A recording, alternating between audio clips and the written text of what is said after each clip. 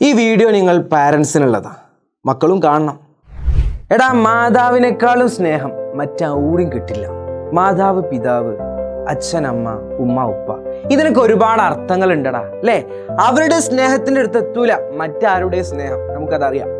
എന്നിരുന്നാലും നമ്മുടെ രക്ഷിതാക്കൾ മക്കളോട് ചെയ്യുന്ന 8 വലിയ തെറ്റുകളാണ് ഞാനിവിടെ പറയാൻ പോകുന്നത്.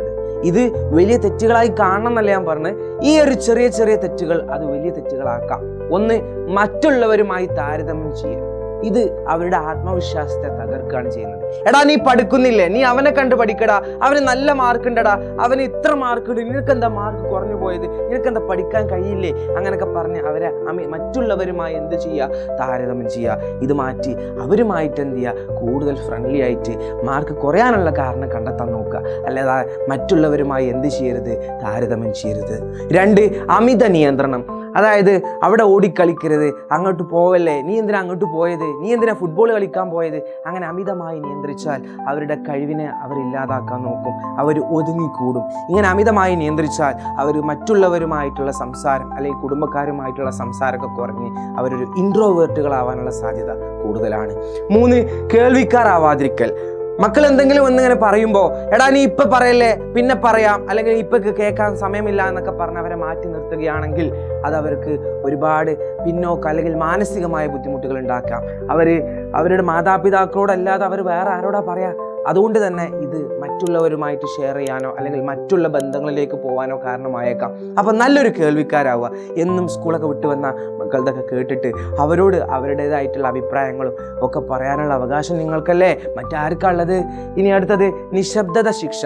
എന്തെങ്കിലും കുട്ടി ചെറിയ തെറ്റ് ചെയ്താൽ അതിൻ്റെ പേരിൽ മണിക്കൂറുകളോടോ അല്ലെങ്കിൽ ദിവസങ്ങളോടോ അവരും സംസാരിക്കാതിരിക്കൽ. ഇവരോട് സംസാരിക്കാതിരുന്നത് കൊണ്ട് തന്നെ അവർക്കത് മാനസികമായി ബുദ്ധിമുട്ട് ഉണ്ടാക്കുകയും അവരെ കൂടുതൽ വിഷമങ്ങളിലേക്ക് അത് ബാധിച്ചേക്കാം. അതുകൊണ്ട് തന്നെ അത് മാർക്കിനൊക്കെ അല്ലെങ്കിൽ എക്സാമിൻ്റെ മാർക്കിനൊക്കെ അത് എന്ത് ചെയ്യാം? ബാധിച്ചേക്കാം. അപ്പോൾ അവരുമായിട്ട് കൂടുതൽ നിശബ്ദത ഉണ്ടാവാതിരിക്കുക. മക്കളോട് എനിക്ക് പറയാതെ വെറുതെ പാരൻസിനെ ബുദ്ധിമുട്ടിക്കരുത്. അവരുമായിട്ട് എന്ത് ചെയ്യുക? കൂടുതൽ നിങ്ങളുടെ പ്രശ്നങ്ങളൊക്കെ പറയണം. നീ ഉമ്മയോ അല്ലെങ്കിൽ പാരൻസ് എന്തെങ്കിലും മിണ്ടാതിരുന്നാൽ നിങ്ങൾ പോയി സംസാരിക്കുക. നമ്മുടെ ഉമ്മയല്ലടാ, നമ്മുടെ പാരൻസ് അല്ലേ, ശരിയാവും.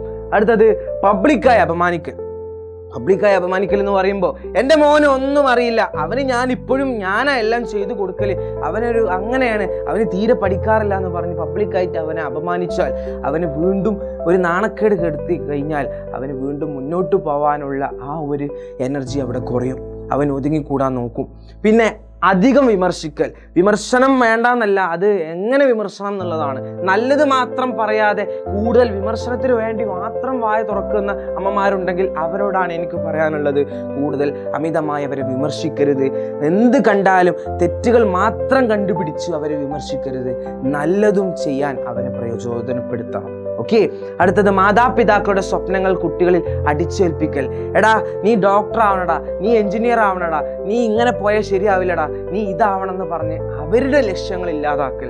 അവർക്ക് അവരുടേതായിട്ടുള്ള ലക്ഷ്യങ്ങളുണ്ടെങ്കിൽ അതിനെ സപ്പോർട്ട് ചെയ്യാൻ നോക്കുക. അപ്പോൾ അവർക്ക് അതൊരു പാഷൻ അല്ലെങ്കിൽ അത് നേടിയെടുക്കാനുള്ള ഒരു ഇതുണ്ടാവും. അല്ലാതെ നമ്മുടേതായിട്ടുള്ള ലക്ഷ്യങ്ങൾ അടിച്ചേൽപ്പിച്ചാൽ അവരതിൽ ചിലപ്പോൾ പരാജയപ്പെട്ടു പോയേക്കാം. അടുത്തത്, സ്നേഹം കാണിക്കാതിരിക്കുക. എടാ, സ്നേഹം കൊടുക്കാനുള്ളതാ, സ്നേഹം കൊടുത്താലേ കിട്ടൂ. മക്കളോട് എനിക്ക് പറയാനുള്ളത്, നിങ്ങൾ പാരൻസിനെ നന്നായി സ്നേഹിക്കുക, എന്നാൽ ഇങ്ങോട്ട് എന്തായാലും സ്നേഹം കിട്ടും. പിന്നെ ഞാൻ ആദ്യമേ പറഞ്ഞു, മാതാവിനോളം സ്നേഹം അല്ലെങ്കിൽ പിതാവിനോളം സ്നേഹം മറ്റാർക്കും ഉണ്ടാവില്ല. സ്നേഹം തരുന്നുണ്ട്, പക്ഷേ ആ സ്നേഹം പ്രകടിപ്പിക്കുന്നത് വ്യത്യാസം ഉണ്ടാവരുതെന്നാണ് ഞാൻ പറഞ്ഞത്. നീ എൻ്റെ കുഞ്ഞാണ്, ഞാൻ നിന്നെ സ്നേഹിക്കുന്നു എന്നൊക്കെ പറഞ്ഞ് കുറച്ചൊക്കെ പാരൻസ് എന്ത് ചെയ്യുക? മക്കളെ അടുത്ത് പിടിച്ച് അത് സ്നേഹം പ്രത്യേകം പറഞ്ഞറിയിക്കേണ്ടതില്ല.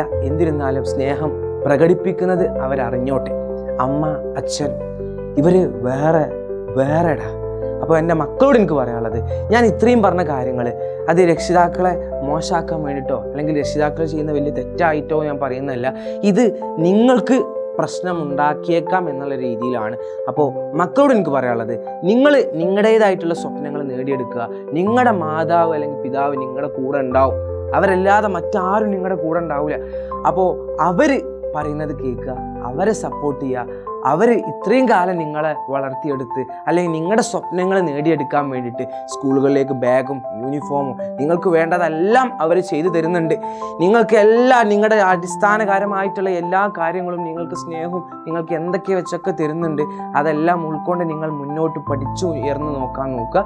കൂടെയുണ്ട്, നിങ്ങൾ നല്ല രീതിയിൽ പഠിക്കുക. രക്ഷിതാക്കളോട് എനിക്ക് പറയാനുള്ളത്, ഇത്രയും കാര്യങ്ങൾ നിങ്ങളിത് വലിയ തെറ്റാക്കി എടുക്കണം എന്നല്ല. ഇത് ഓരോരോ ചെറിയ ചെറിയ കാര്യങ്ങളാണ്. ഈ ചെറിയ ചെറിയ കാര്യങ്ങളിൽ നിന്നാണ് മക്കൾ തെറ്റിലേക്ക് പോവുക. അപ്പോൾ അതൊന്ന് ശ്രദ്ധിക്കാൻ നോക്കുക. അപ്പോൾ എൻ്റെ മക്കളോട് എനിക്ക് പറയാനുള്ളത്, ഉഷാറാക്കുക. മാതാപിതാ ഗുരു ദൈവം എന്നാണ്. അവർ പറയുന്നത് അനുസരിക്കുക. അവരിലേക്ക് നയിച്ചു പോവുക. പുറത്തുള്ള അല്ലെങ്കിൽ മറ്റുള്ള ഏർപ്പാടുകളിലൊന്നും ഏർപ്പെടാതെ, തെറ്റുകളിലേക്ക് പോവാതെ മുന്നോട്ട് മാത്രം പോസിറ്റീവായിക്കൊണ്ട് ഇനിയുള്ള ദിവസങ്ങളിൽ മുന്നോട്ട് മാത്രം കൂടെയുണ്ട്. ബൈ.